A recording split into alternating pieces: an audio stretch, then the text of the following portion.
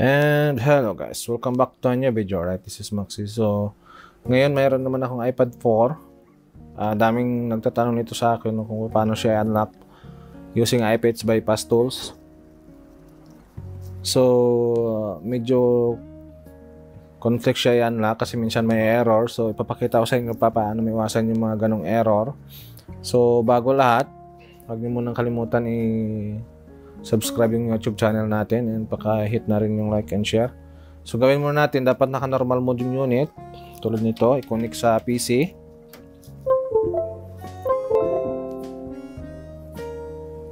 After connect sa PC, check natin yung driver. Dapat naka-install yung driver dito na naka-normal mode siya. Hindi dito sa ilalim, not on the below. Okay. So now, gawin natin is dapat naka-DFU yung unit. DFU muna natin sa Windows. 2, 3, 4, 5, 6, 7, 8, 9, 10. Release power. 1, 2, 3, 4. Count from 1 to 10 para mag-DFU siya.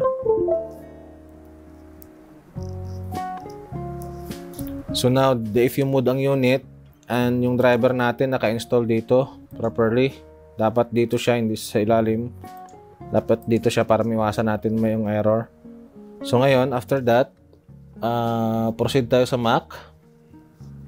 Open natin yung terminal sa Mac and sundan ng process nito.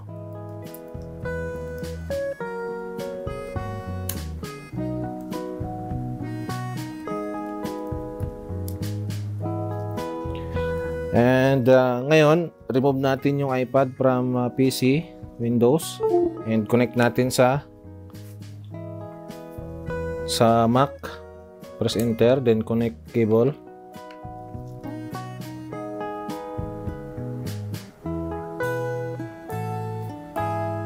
So yan, DFU mode na yung unit natin. DFU mode na siya, dapat ganito yung lalabas dyan. Ganito dapat yung lalabas dito.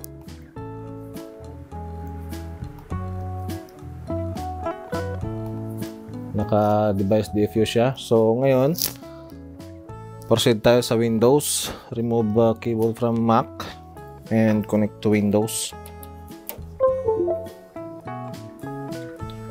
So after connect sa Windows, sometimes yung driver nasa baba. Dito siya. Ang gawin natin is update para pumunta sa libUSB Windows 32 devices.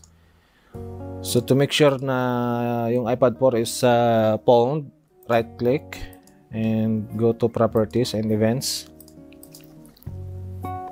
Dapat naka-checkmate siya. Checkmate configured.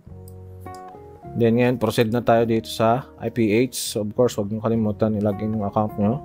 At sa account, pwede nyo akong kontakin kung gusto nyo i-activate. Sa iPad 4 pala is needs to activate yung A7 ito. So check natin tong driver. Pwede naman hindi. Pero sa akin, check ko ngayon para kita natin yung result. So click purple.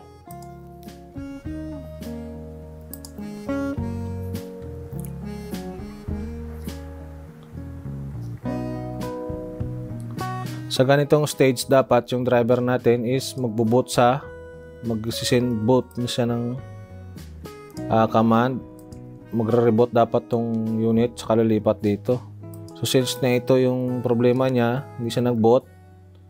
So ibig sabihin error to. So try natin i-update and dilipat sa baba yung driver.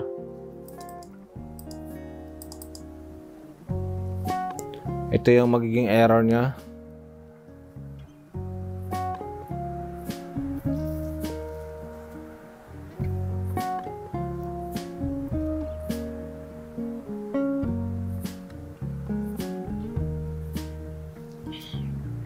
Ito yung problema dito sa iPad 4. Pag ganito yung sistema na matagal ma-detect yung driver, tingnan mo. Tagal sa dumidetect yung driver, dapat after nyan, didetect yung driver dito sa taas.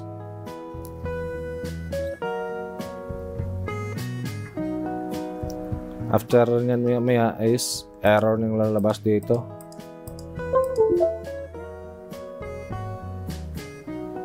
see, ganito yung error niya, unknown driver na siya, or driver descriptor field, USB descriptor field. So gawin natin dyan, boot natin ulit yung, cancel natin to, boot natin ulit yung unit.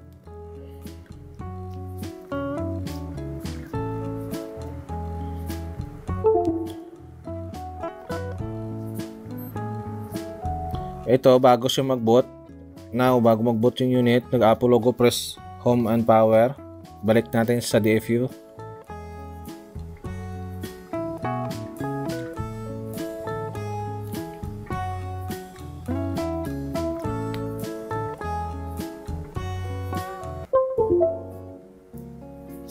So now naka-DFU na siya, back to Mac tayo, i-pond natin ulit sa Mac. Insert cable,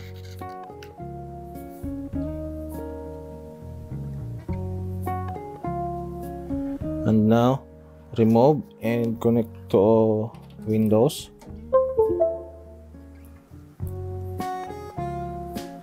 So na-detect yung driver natin, nasa ilalim mo siya, so i-update natin from down to up. Install yung USB debug 1, USB DFU, yung libUSB sa taas, install sa taas. So dito na siya, so proceed tayo sa purple. Dapat mag-reboot yung unit natin pag exploiting man. Kikita nyo, narinig nyo, dapat ganyan siya.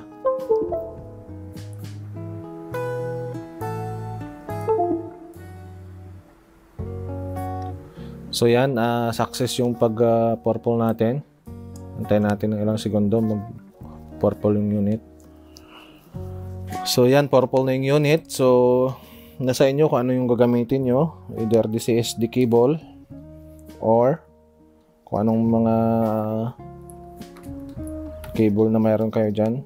Sa akin, ito yung gagamitin ko, DCSD cable kong isa para magamit. Pero of course, meron ako dito isang modified na DCSD cable din. Yung 2-in-1 ko. So ito gamitin natin. So remove natin yung cable and connect sa PC.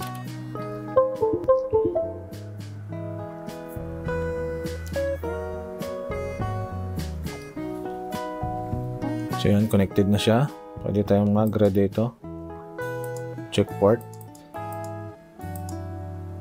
and info. So yan, detected na. So gawin ko dito is dito ko siya i-right. Okay naman dito, okay naman sa kabila.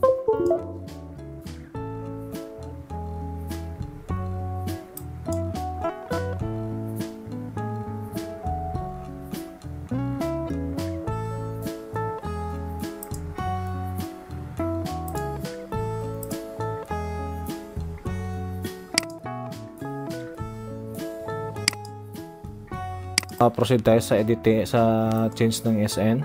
Connect natin yung port natin, COM11. Refresh mo natin dito, COM11, refresh, connect, and info. Now back up and save. So now, na-save na natin yung backup natin. Change tayo ng SN. Mayroon na akong SN. So, click natin dito. And write SN. So, yan. Successfully na yung pag-write natin. So, reset natin yung unit para mag-normal mode siya. Type dito sa ilalim. Reset. Then hit enter.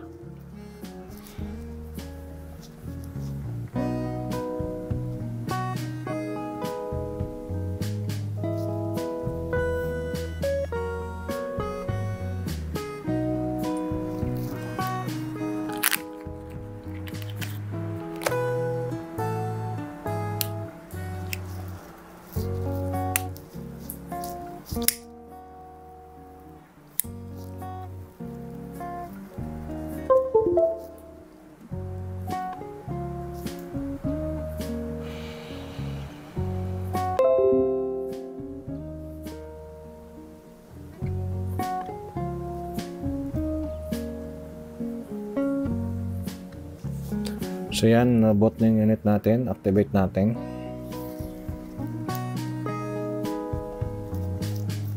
So yan. Activated na yung unit natin. Check natin yung unit. So ito na. Activated na yung unit natin. Ito na yung version natin ngayon, 10.3.4. Yung model, hindi siya ma-change. So, yan lang kadali guys. Sana may natutunan naman kayo sa video natin for today. And don't forget to hit a like and subscribe. And also share na rin yung natin video. So, salamat sa panood guys, and see you on the next one. Till I can't no more. I got the horses in the back.